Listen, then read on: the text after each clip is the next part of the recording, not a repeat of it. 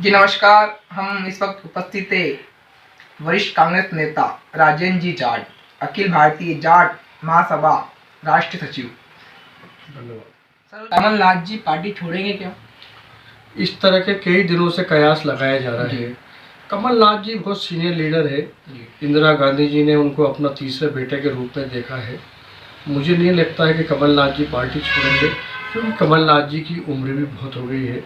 उनको तो आशीर्वाद दाता के रूप में और प्रभु भजन के रूप में काम करना चाहिए। सर, उम्र की बात आप बोल रहे हो तो मोदी जी की उम्र उनसे ज़्यादा है और योगी जी की भी।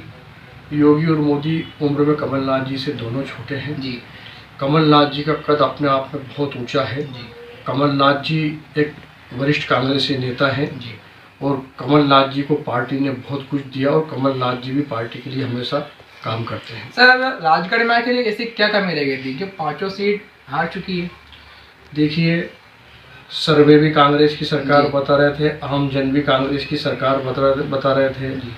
हर तरह से कांग्रेस के प्रति वातावरण था, माहौल था। हमारे नेता आदरणीय दिग्विजय सिंह जी भी कई दफ़ा कह चुके हैं कि ईवीएम में गड़बड़ी है। अगर मोदी जी देश के अंदर क्यों ना बैलेट पेपर से चुनाव कराते हैं, दूध का दूध पानी का पानी हो जाएगा। सर, कांग्रेस से लोकसभा का चुनाव का उम्मीदवार चेहरा कौन सा होगा? हमारे नेता कांग्रेस पार्टी और हमारे नेता इस क्षेत्र के नेता आदरणीय दिग्विजय सिंह जी हैं। वो जिसको चाहेंगे, कांग्रेस पार्टी जिसको चाहेगी, पंजा निशान के साथ हमारा उम्मीदवार चुनाव लड़ेगा। सर, राजगढ़ राहुल गांधी जी आ रहे हैं, ऐसा कुछ यात्रा वगैरह है? बिल्कुल, राहुल गांधी जी की यात्रा पूरे देश में निकल रही है। इसी क्रम में ब्यावरा में उनकी सभा होगी। ब्यावरा के बाद करनवास और पचोर के बीच में रात्रि विश्राम करेंगे। सुबह के टाइम पचोर होते हुए सारंगपुर होते हुए गंतव्य आगे की ओर जाएंगे।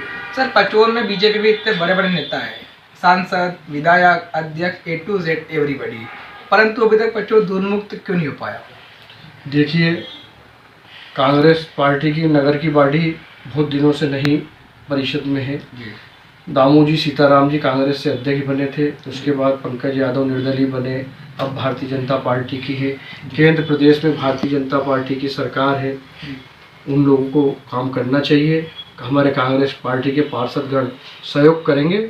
जनहित के कार्य में कोई विरोध नहीं करता है। गलत काम करोगे तो कांग्रेस सड़कों पर आके विरोध करेगी और निश्चित तौर पर विरोध करती आ रही है। हमारे पार्षद भी गलत काम होते तो आवाज़ उठाते हैं और नौजवान लोगों की परिषद है, काम करना चाहिए।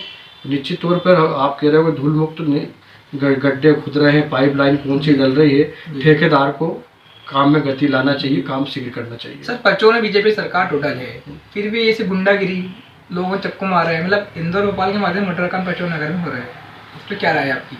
पुलिस प्रशासन को अपना काम करना चाहिए। गुंडे बदमाश किसी भी जात के नहीं होते, किसी पार्टी के नहीं होते। गुंडे बदमाशों की कोई जात नहीं होती। गुंडा बदमाश सिर्फ गुंडा बदमाश है।